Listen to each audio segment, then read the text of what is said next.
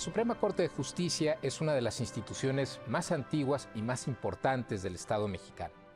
Desde su establecimiento con la Constitución de 1824 hasta el presente, la Corte ha sido a veces un contrapeso efectivo a los demás poderes, otras veces un instrumento legitimador del autoritarismo en turno, y siempre ha sido un actor muy importante para darle certidumbre y uniformidad al derecho nacional.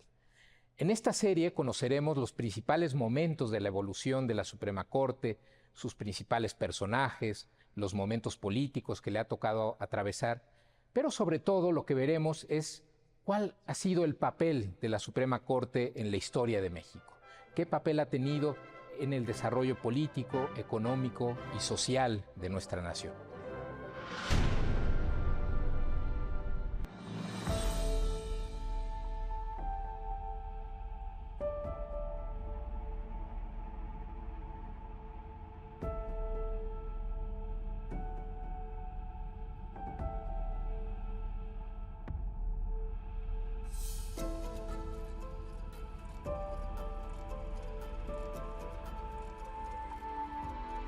Al consumarse la independencia de México en 1821, el regocijo de la población se dejó ver en pueblos y ciudades bajo la forma de desfiles, arcos del triunfo, carros alegóricos. No obstante, la situación no era buena tras una década de guerra civil.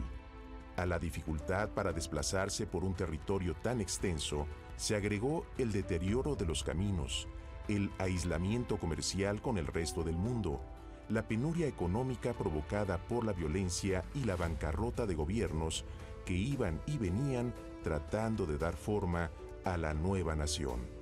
El fracaso del gobierno imperial de Agustín de Iturbide en 1823 reveló pronto la inestabilidad que marcaría a México durante mucho tiempo. Ante tantos problemas, la Constitución de 1824 surgió como una nueva respuesta para afrontar de inmediato el más grave de todos, la tendencia de algunos estados a separarse de la nueva nación. Hay que recordar que esa Constitución es el resultado, de un verdadero pacto entre estados, territorios que se consideraban a sí mismos soberanos, ¿no? La Constitución de 24 es un pacto para mantener unido un país que parecía estar en riesgo de separarse por tendencias centrífugas.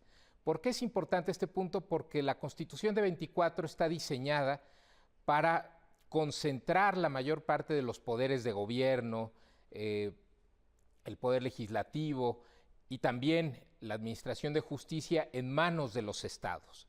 La Federación conservó una serie de poderes residuales importantes, sin duda, pero no era definitivamente el eje de la vida política. Y esto es particularmente claro en materia judicial.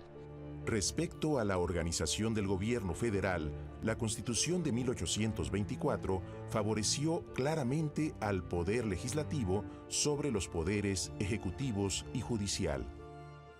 Dentro de este arreglo, la idea principal que detrás de la división en poderes es que todas las facultades de gobierno quedan divididas entre distintas instituciones y ninguna persona arropa todo, ¿no? O tenga todos los poderes o todas las facultades, y de esta forma los liberales consideraban que se garantizaría que ninguno se podría sobreponer sobre los demás, ¿no? Esta división de poderes considera que el poder legislativo, por ser el poder votado popularmente, aunque las elecciones eran un poco distintas a las de hoy, pero es un poder que la Cámara de Diputados es electo popularmente, ¿no? Y los senadores están electos por las legislaturas de los estados, entonces ahí está la representación popular. Entonces, en la Constitución Federal, la idea es que hay el poder más importante, el poder supremo ¿no? Es el poder legislativo. La supremacía del legislativo se vio reflejada también en la facultad otorgada al Congreso para interpretar la nueva Constitución. Allí, donde pudiera existir alguna duda respecto a la elección de los 11 ministros de la Suprema Corte, Estos serían nombrados por las legislaturas estatales, lo cual revelaba también la fuerza del Pacto Federal en la nueva Carta Magna. Después de 10 años de guerra, después de la construcción de una administración regional bastante potente en lo que eran primero las intendencias, luego las provincias, hay ajustes geográficos, pero digamos a grandes rasgos, también son se convierten en estados que también son soberanos, ¿no? Entonces, esta nueva manera de pensar y de hablar de la política va a ir aparejada a una geografía política distinta, ¿no? Son esos estados donde está realmente, hay estados mucho más fuertes que otros, pero donde está, digamos, el meollo de la política, el meollo del poder. Y entonces estos estados se ponen de acuerdo para conformar una federación, que en realidad podemos incluso decir que es una federación. El gobierno federal no tiene autoridad sobre los ciudadanos. Son los estados los que tienen una autoridad sobre los ciudadanos. Entonces, este sistema tan complicado en donde hay que equilibrar los nuevos derechos de los ciudadanos, hay que ver qué tipo de instituciones construimos para garantizarlos, para garantizar tanto el respeto a los derechos como el acatamiento a las leyes. Y además hay que poner juntas, traslapar, coordinar la soberanía de los estados y las facultades que puede tener un gobierno federal, ¿no? Entonces, un momento, no, yo diría particularmente complicado, se hace este pequeño experimento monárquico con el Imperio de Iturbide y luego esta república federal que tiene mucho, yo digo, de experimento político, y pues hay que estar viendo. Imbuida de un profundo espíritu federalista, la Constitución de 1824 otorgó facultades limitadas al Poder Judicial Federal y particularmente a la llamada Corte Suprema de la República. La Suprema Corte, ¿qué papel jugaba en ese sentido? Bueno, la Suprema Corte tenía dos funciones esencialmente. La primera era la de ser un tribunal especializado en causas, en conflictos de naturaleza federal, es decir, conflictos que por su propia naturaleza, valga la redundancia, solo podían ser resueltos por una entidad que estuviera por encima de los estados. Pensemos, no sé, en los delitos en alta mar, ¿no? Oye, pues los delitos en alta mar, ¿a quién le corresponden? ¿A qué estado? Pues ahí entraba la Corte, ¿no? Los conflictos de competencia entre tribunales de distintos estados, bueno, ahí entraba la Corte. Y también la Suprema Corte se convierte en una especie de tribunal superior para aquellos territorios que no se convirtieron en estados, es decir, el distrito y territorios federales. La Suprema Corte entonces también jugó el papel de tribunal superior en el caso del Distrito Federal. Y de hecho, el grueso de los asuntos que conoció la Corte durante la época del federalismo tenían que ver con su papel de tribunal superior del distrito. El levantamiento de las funciones de la Corte en la nueva Constitución no impedía su facultad de resolver en última instancia los asuntos que llegaban desde todos los espacios bajo el dominio federal. La Suprema Corte fue el tribunal de última apelación, ¿no? El último tribunal del sistema de justicia en los territorios. Pero ojo, eso quiere decir que en los estados, en el estado de México, en el estado de Jalisco, en el estado de Tamaulipas, el estado de Yucatán, ellos también tenían su propio tribunal superior, ¿no? Su propia Corte Suprema estatal. Las diferentes constituciones estatales disponían que todos los casos, todos los pleitos, todo se iban a terminar en el estado de origen. En marzo de 1834, bajo la presidencia de Valentín Gómez Farías, la Corte sufrió la primera gran crisis de su historia, a partir de un conflicto jurisdiccional entre los ámbitos estatal y federal. La historia empezó cuando un hacendado demandó al administrador de la tienda vecina ante un juzgado de Cuernavaca, acusándolo de impedirle el acceso a un manantial. Puesto que el dueño de la hacienda residía en la Ciudad de México, el asunto se complicó cuando el juez capitalino turnó la disputa ante la Suprema Corte, alegando que el proceso debía llevarse a cabo en su jurisdicción. Podría parecer una cosa de lo más ordinaria y simple, pero para los estados era fundamental preservar su soberanía, es decir, preservar su derecho a decidir las controversias que tuvieran lugar en su propio territorio. Entonces, el juez de Cuernavaca, pues le pide, el juez de Cuernavaca le pide a la legislatura del Estado de México, pues que tome cartas en el asunto, que esto era intolerable, que el caso le correspondía a su jurisdicción. Y entonces, bueno, se arma un alboroto total, la legislatura protesta, los federalistas radicales en el Congreso protestan y el Congreso termina destituyendo a varios ministros porque les parece que la Corte había excedido su mandato.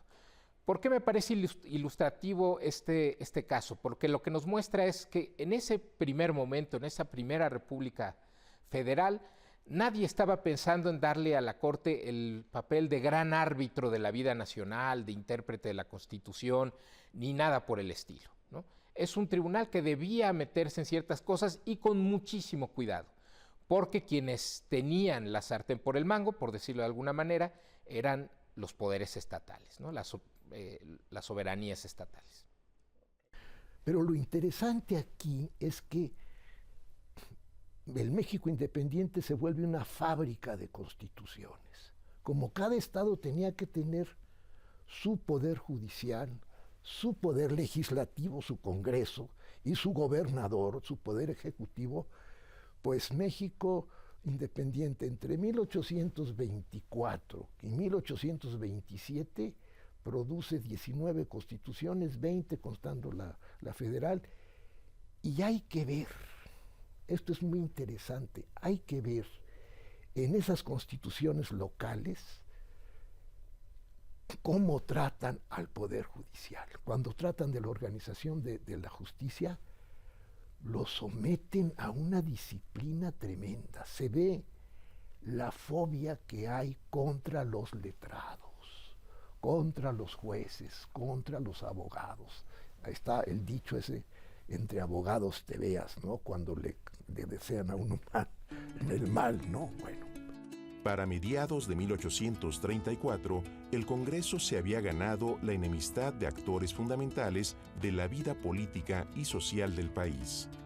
El manejo arbitrario de las extensas facultades que le había otorgado la Constitución se manifestó no solamente en la destitución de los ministros de la Suprema Corte, sino en la Ley de Expulsión de Españoles de 1827 y en su empeño de someter a la Iglesia. Ante las protestas surgidas en varios puntos del país, el nuevo presidente, Antonio López de Santa Anna, decide hacer las paces con el clero, restituir el empleo a los ministros castigados y disolver el Congreso.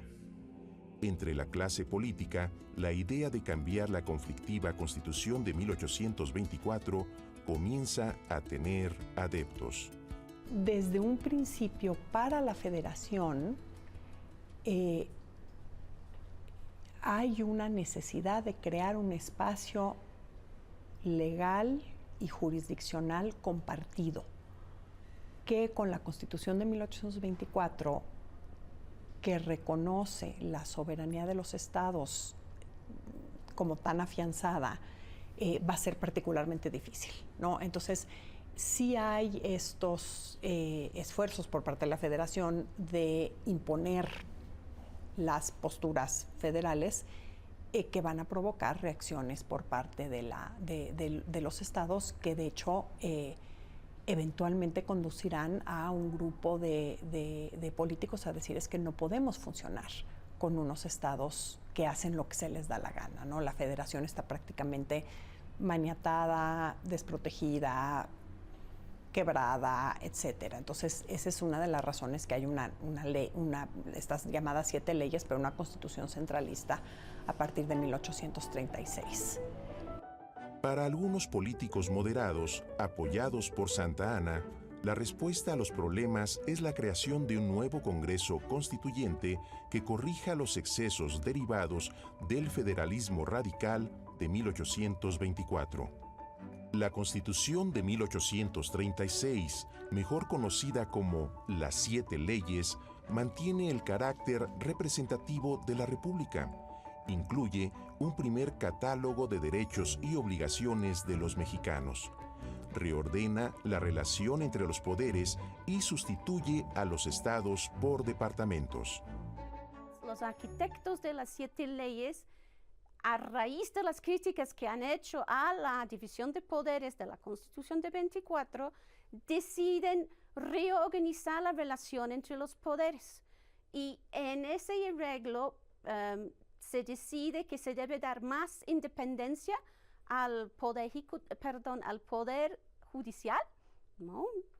Y que se debe establecer un sistema centralista, es decir, se desaparecen los estados, están reemplazados por departamentos,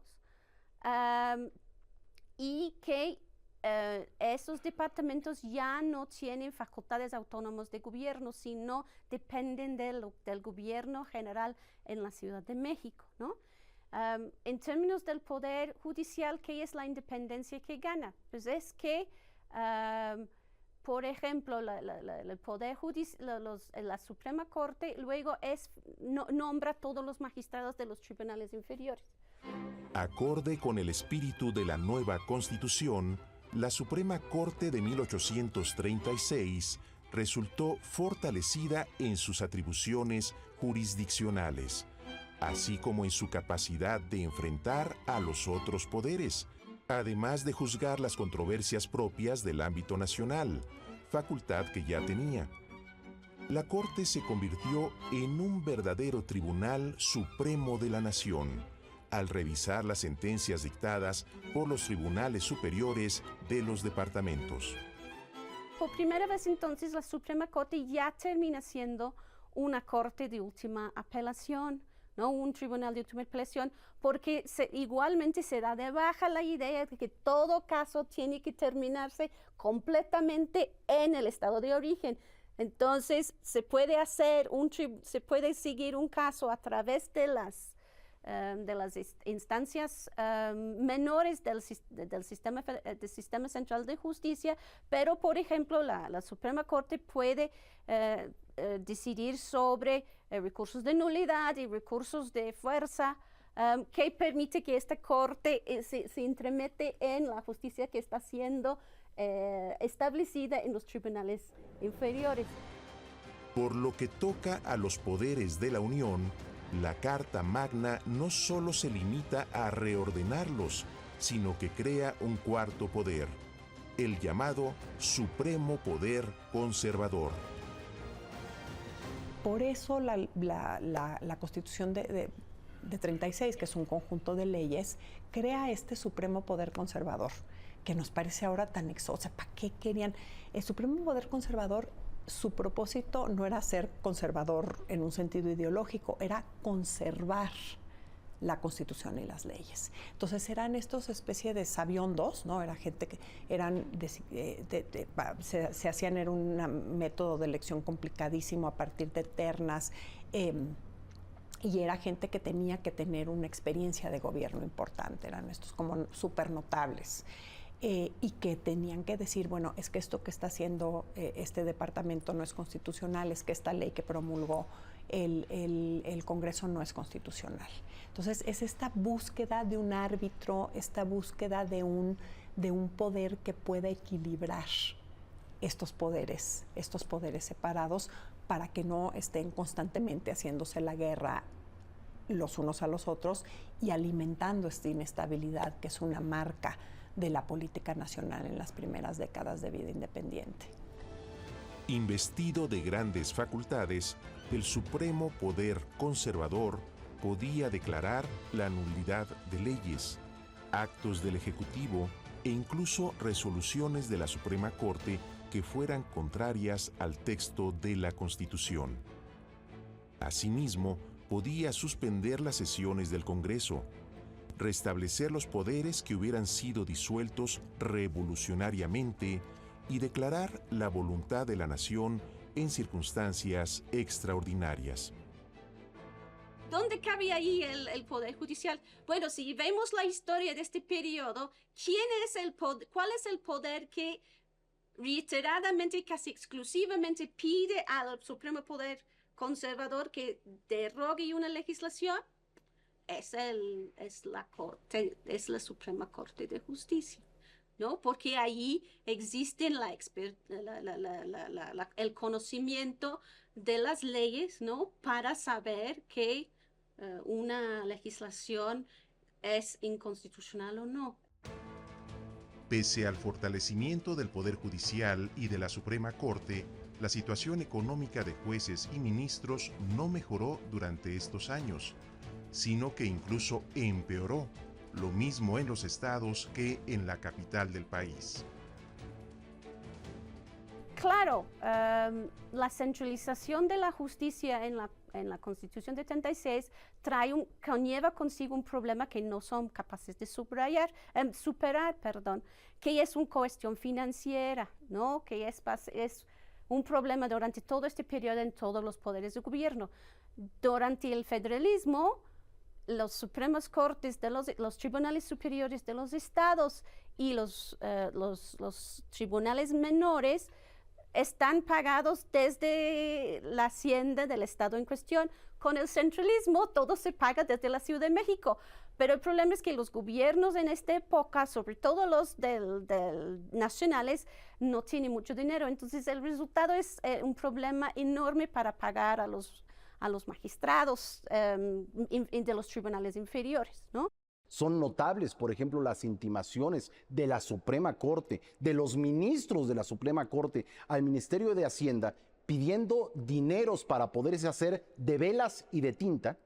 Son notables los muchos meses que debieron pasar antes de que varios ministros pudieran percibir sus emolumentos, es decir, los ingresos correspondientes a su servicio. Es notable y se encuentra documentado que algunos ministros, por el sacrificio personal que hicieron para poderse desempeñar en la judicatura, que les impedía dedicarse al ejercicio de la profesión o alguna otra actividad lucrativa, tuvieron que ver enormemente reducidos sus gastos ante la penuria en la que se encontraba el erario público. Las llamadas 7 leyes tuvieron una vida corta, en buena parte porque el presidente y el ejército, abrumados por la inseguridad y los levantamientos federalistas, se cansaron de enfrentar a cada paso la oposición del Supremo Poder Conservador en su papel de árbitro constitucional. Las bases orgánicas dan de baja, bueno, desde la rebelión de 1841, desaparece el Supremo Poder Conservador, no puede cumplir con ese papel mágico de reconstituir la República, ¿no? No logra, ¿no? Desaparece. Tras otro golpe de Estado, encabezado ahora por Santa Anna y los generales Mariano Paredes y Gabriel Valencia, encomienda a una junta de notables la elaboración de unas bases para reorganizar la República. Las llamadas bases orgánicas de 1843 conservaron la estructura del modelo centralista, pero fortalecieron al Ejecutivo a costa de los otros poderes. Las bases orgánicas pues son centralistas, están hechas por juristas de peso, gente conocedora de los mecanismos, estaban muy escarmentados con la Constitución de 24, estaban escarmentados con las 7 leyes, estaban escarmentados por la efervescencia que se había levantado con la Revolución de Jalisco, otra vez que se viene a México, y hacen el Congreso que es disuelto y vienen las bases orgánicas. Pero lo que es muy interesante entre el centralismo y el federalismo es que el centralismo deja vivos los elementos del federalismo. Los departamentos corresponden al territorio de los estados, porque los estados, ahora departamentos, no se iban a dejar quitar un ápice de sus territorios. El 13 de mayo de 1846, el Congreso de Estados Unidos declaró la guerra a México, dando pie al capítulo más doloroso en la historia de la joven nación. Bueno, mientras México está enfrentando esa amenaza, al interior del país también hay una crisis muy grande porque la República Centralista que se había establecido en 1835, pues está haciendo agua por todas partes. El régimen de las bases orgánicas pues no había logrado pacificar al país o fortalecer al Estado de ninguna manera. Y primero, en plena guerra, pues el general Mariano Paredes, intenta llevar a cabo un golpe de Estado, ¿no?, para convocar un Congreso que idealmente pudiera establecer una especie de gobierno monárquico en México. Y del otro lado, pues los federalistas radicales piensan pues, que el centralismo ha sido un fracaso total y también se levantan, ¿no? Termina prevaleciendo el federalismo radical y entonces el federalismo dice vamos a restaurar el orden constitucional que existía antes de 1835, vamos a restaurar la República Federal. La inminente invasión militar, sin embargo, no distrae demasiado a centralistas y federalistas que continúan peleando el control del gobierno a la búsqueda de una constitución que de una vez por todas otorgue al país la estabilidad que tanto necesita. En medio de rumores sobre un gobierno monarquista encabezado por el presidente Mariano Paredes, los federalistas, al mando del general Mariano Salas, dan otro golpe de Estado y ordenan la restauración de la vieja Constitución de 1824. Uno puede, con la posición muy cómoda de historiadora del siglo XXI, preguntar en qué estaban pensando, ¿no? ¿Por qué pensaran que el sistema político constitucional era más importante que la defensa del país? Pero tenemos que entender, ¿no?, desde la posición de ellos, qué tanta importancia ellos daban al sistema político. Todavía creen que lo que va a asegurar el orden, tanto político como económico, es organizar bien el gobierno, ¿no? Es como el condición sine qua non, primera condición para que haya estabilidad, hay que haber una buena constitución. Y si recordamos eso, podemos entender por qué en vísperas de una invasión pensaran que la primera cosa que se tenía que arreglar era el sistema constitucional, porque luego, con un buen sistema constitucional, iban a poder enfrentar mejor enfrentar la invasión, ¿no? Pero desde luego, desde el siglo XXI, parece absolutamente incomprensible, ¿no? Los propios federalistas, no obstante, están conscientes del riesgo de restablecer la ley de 1824 en plena guerra con Estados Unidos. La razón es clara. La vieja Carta Magna debilitaría al gobierno central, impidiendo una adecuada coordinación de los estados frente a la invasión extranjera.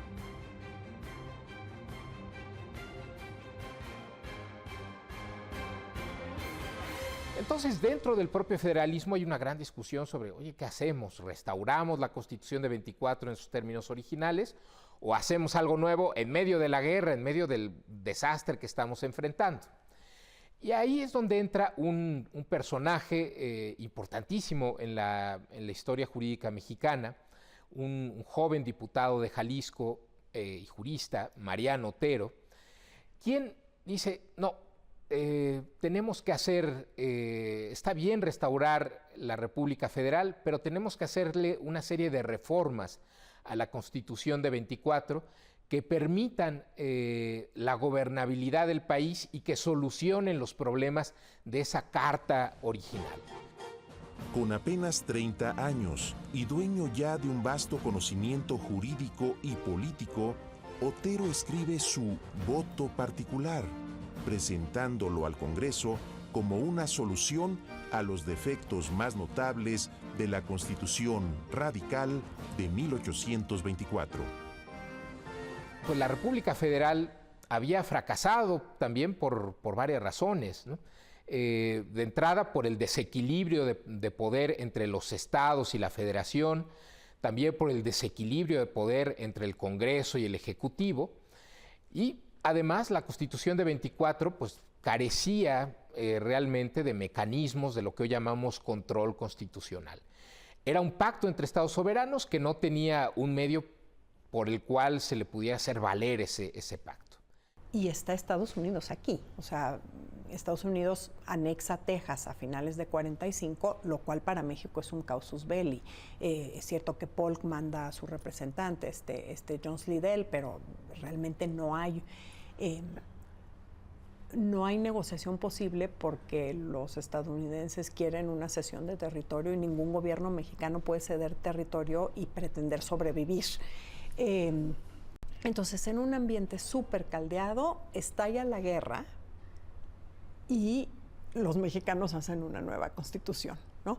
Que restablece el federalismo, ¿no? Que restablece la autonomía de los estados y su soberanía. Y ahí Otero, yo creo que en esta visión muy pragmática, pero por otro lado muy consciente de que hay que establecer los mecanismos para que el gobierno pueda actuar, pero que no pueda actuar de manera arbitraria, tiránica, autoritaria, etcétera. Entonces, la propuesta, digamos, de que la constitucionalidad, que digan quién va a ser el árbitro, ¿no? Y dice, bueno, el árbitro puede ser la Suprema Corte, a petición de, ¿no? Esta cosa que yo creo que es muy interesante del judicial, que el judicial no actúa de manera independiente. El judicial actúa cuando hay un pleito, cuando hay un quejoso. Entonces entra a resolver el problema. Y Otero dice, hay de dos sopas, ¿no? Por un lado, puede haber violaciones a la Constitución que provengan pues, de que un poder infrinja, ¿no? la jurisdicción, la competencia de otro. No sé, hoy una legislatura estatal que legisla en una materia federal, por citar un ejemplo. Dice, para resolver ese tipo de problemas, ahí debe ser el propio poder legislativo quien intervenga. Es decir, si una ley de los estados afecta competencias federales, ahí debe ser el Congreso federal, siguiendo un procedimiento bastante complicado, el que debe anular una ley de los estados. Sin embargo, por ejemplo, cuando una ley federal ataca la soberanía de los estados, ahí deben ser las legislaturas estatales las que intervengan. Junto al establecimiento de normas para la relación entre distintos poderes, la segunda propuesta del jurista jalisciense es crucial. Mediante el llamado juicio de amparo, Otero propone la defensa de los derechos constitucionales de las personas contra todo ataque de los poderes legislativo y ejecutivo, ya sea que vengan estos desde la Federación o desde los estados. ¿En qué consiste el juicio de amparo? El juicio de amparo es un recurso pues, que tienen los gobernados para acudir ante la justicia federal y solicitar la protección de sus derechos de carácter constitucional. Oye, este gobernador ordenó mi detención sin ningún tipo de fundamento, sin nada, ¿no? De una manera muy arbitraria. Juez federal, ampárame, ¿no? Ayúdame, ¿no? Porque están violando mis derechos. Eso, a muy grandes rasgos, es el juicio de amparo. Y aunque el amparo no vale para las decisiones tomadas por el Poder Judicial y se aplica solamente al caso de cada solicitante, la propuesta de Otero, recogida también en el Acta Constitutiva de 1847, significará un parteaguas para la impartición de justicia de nuestro país y también para la historia de la Suprema Corte. Con el acta de reformas, con el juicio de amparo, la Corte se va a convertir ahora sí en la institución que en última instancia va a decirle a todas las autoridades del país, salvo las judiciales, oye, ten cuidado porque hay una serie de derechos constitucionales que tienen todos los habitantes de la República que ustedes deben respetar siempre. Es un poder enorme, es un poder importantísimo. Y aunque Otero dice, oigan, una de las peculiaridades del juicio de amparo es que solo va a proteger a aquel que lo solicita, ¿no? Lo que hasta la fecha se conoce como fórmula Otero, no deja de ser un poder mayúsculo, porque entonces tenemos ya ahora sí una institución de naturaleza federal que va a tener todo el poder, toda la autoridad para ponerle un freno a esas soberanías estatales, al Poder Ejecutivo y al Congreso, a través del cual supuestamente hablaba la nación. Hacia 1850, la Suprema Corte había sobrevivido a una gran cantidad de azonadas, revoluciones y gobiernos de todo tipo, desde los monárquicos y dictatoriales hasta los de cuño centralista y federalista.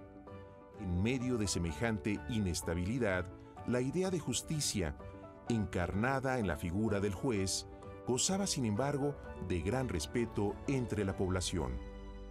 Creo que es importante enfatizar un punto, la importancia de la justicia para la gobernabilidad del país. Si estamos hablando de un país con tendencias centrífugas, que a duras penas se había mantenido unido, con una gran penuria económica, además con una gran diversidad regional, con diferencias sociales enormes, donde ni siquiera había una lengua hablada por todos los habitantes del país. Estamos hablando todavía de un país donde un alto porcentaje de la población solo hablaba una lengua indígena, ¿no? En un país así, realmente, pues la unidad del país, la estabilidad, la gobernabilidad, pues dependía de algunos alfileres, ¿no? Un alfiler muy importante, sin duda, la religión, por ejemplo, la Iglesia Católica. Pero otro alfiler muy importante era la justicia, el hecho de que existieran instituciones donde frente a conflictos sociales de todo tipo, la gente pudiera acudir y encontrar una solución razonablemente justa, eficaz, adecuada a sus controversias. Al promediar el siglo XIX, la difícil transición entre los 3 siglos de vida colonial y la turbulenta nación mexicana había caído también sobre los hombros de la Suprema Corte, así como de muchos jueces y abogados en todos los rincones del país. Todos los días y durante mucho tiempo, la resolución judicial de los más diversos asuntos se vio empantanada por la gran cantidad de fuentes del derecho, autores y épocas distintas que concurrían en el examen de cada caso. En esa primera mitad del siglo XIX todavía no existía algo con lo que un abogado mexicano está muy familiarizado hoy día, es decir, códigos en los que se recogieran pues todas las normas sobre una determinada materia, el Código Civil, el Código Penal, ¿no? El Código de Comercio, el Código Fiscal, etcétera, ¿no? Eso no existía todavía en la primera mitad del siglo XIX. Eso se va a crear a través de un proceso conocido como codificación, cuya época de oro va a ser la segunda mitad del siglo XIX. Va a haber algunos esfuerzos codificadores aislados en algunos estados, Zacatecas, Oaxaca, por ejemplo, Jalisco, pero en general el derecho que se va a utilizar para resolver controversias va a ser esencialmente el viejo derecho colonial. Y ese viejo derecho colonial era bastante plural y complejo, porque estaba integrado pues, por un montón de sedimentos, de capas, ¿no? Que se habían ido acumulando a lo largo de los siglos. Un destacado jurista de esa época, don Manuel de la Peña y Peña, contribuiría decisivamente a la superación de aquella encrucijada mediante su obra cumbre, Las Lecciones de Práctica Forense Mexicana. Redacta la obra jurídica más importante de la primera mitad del siglo XIX, insuficientemente recordada en nuestros días, que son sus Lecciones de Práctica Forense. Una denominación en realidad bastante modesta para una obra enciclopédica que sí es una obra de práctica, pero es una obra de práctica que se encuentra acompañada de una buena teoría, porque no hay que olvidar que no hay nada más práctico que una buena teoría. Y esta obra de práctica de Peña y Peña es una obra que junta teoría, didáctica y práctica. Y dijéramos que esta obra, Las Lecciones de Práctica Forense de Manuel de la Peña y Peña, se convirtieron en el vademecum, en el libro de texto que acompañaba no a los profesores de derecho, aunque también, sino principalmente a los jueces y a los abogados que se fundaban muchas veces en las recomendaciones de Peña y Peña, desde para sustanciar los procedimientos, los interdictos, hasta para también encauzar y tipificar las distintas figuras jurídicas.